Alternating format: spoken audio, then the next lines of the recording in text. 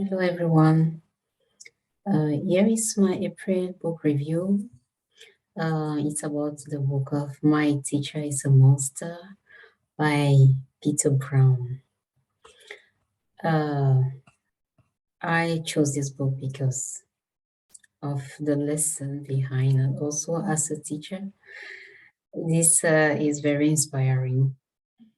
As we can see, it is a school setting, a classroom setting with a very naughty students. Here is Robert, and the teacher, Miss Kirby, she's very annoyed with his attitude in class. She's very upset. She keeps on shouting, screaming the instructions. So imagine this Robert and all the students, they have to bear the whole week, all the screaming and the noise, the whole week. So Robert himself, he feels like at times he needs to get some time off for himself, and he has this favorite park where he usually goes to distress from the week's pressure. And we may say fortunately or unfortunately, he met this teacher he was actually struggling to forget. What an irony. Anyway, he has to face the challenges. This is where it becomes interesting because he has to confront his fear and actually overcome them. And he will, because at the end of the story, it is only a satisfactory feeling he has, and it was worth it.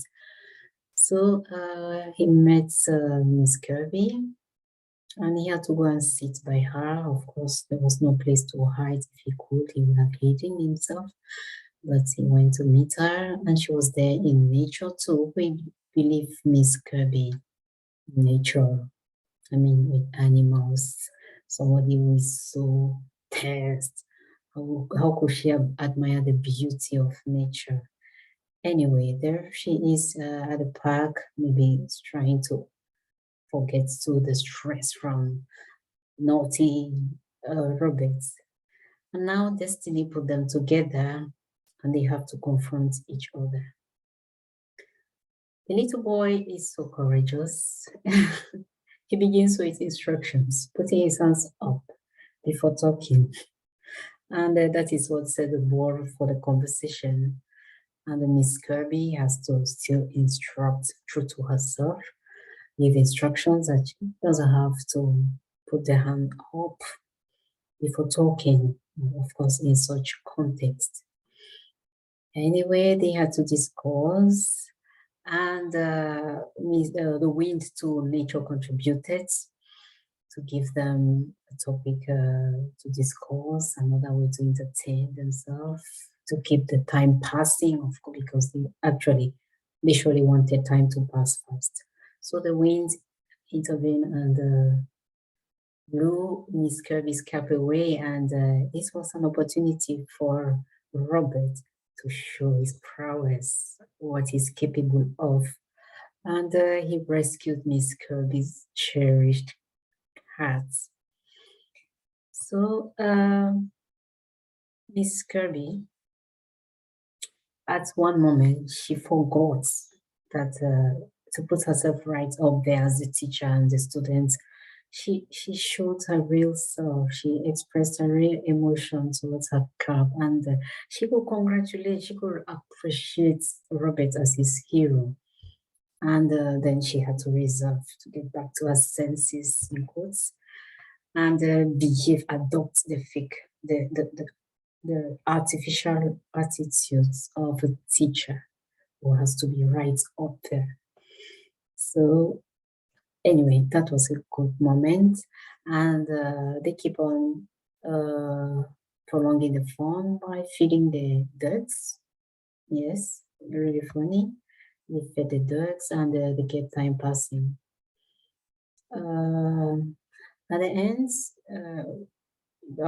before the end, Miss Kirby had an idea, of course, since this little boy liked to blow plain paper, plane in class.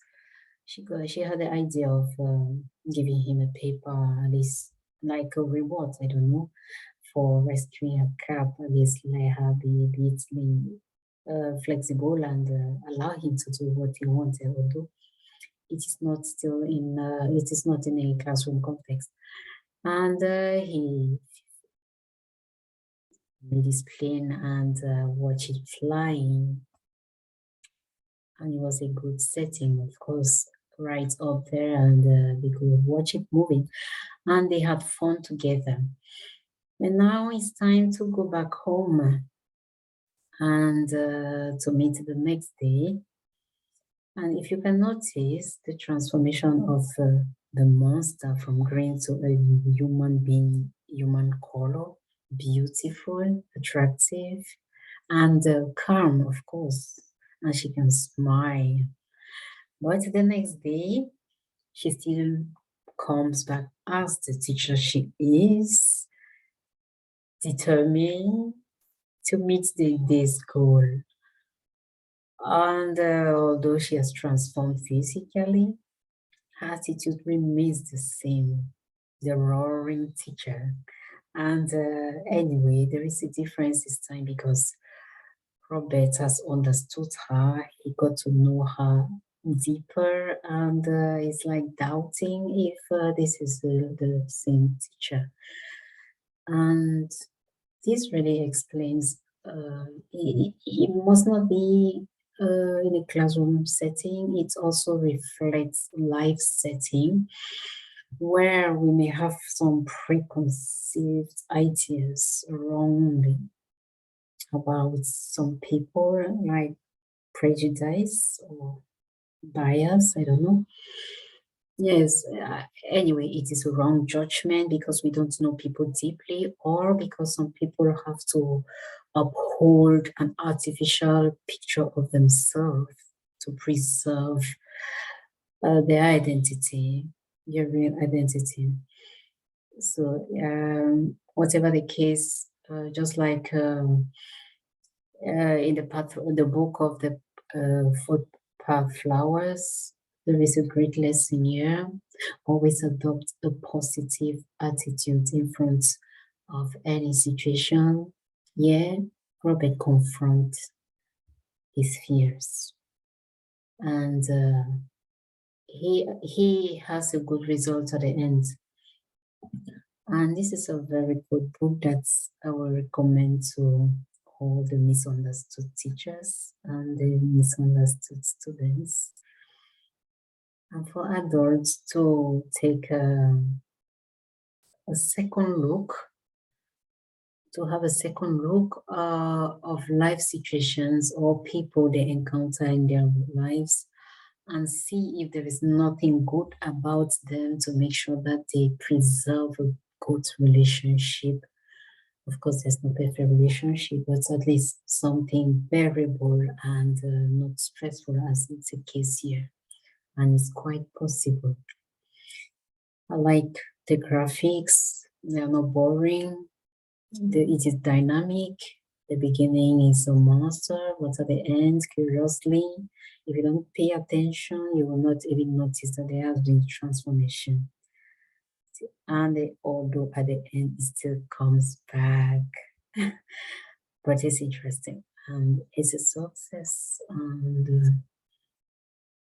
the writings, smaller, so that we can focus on the persons, the characters, and the tone, because in the book,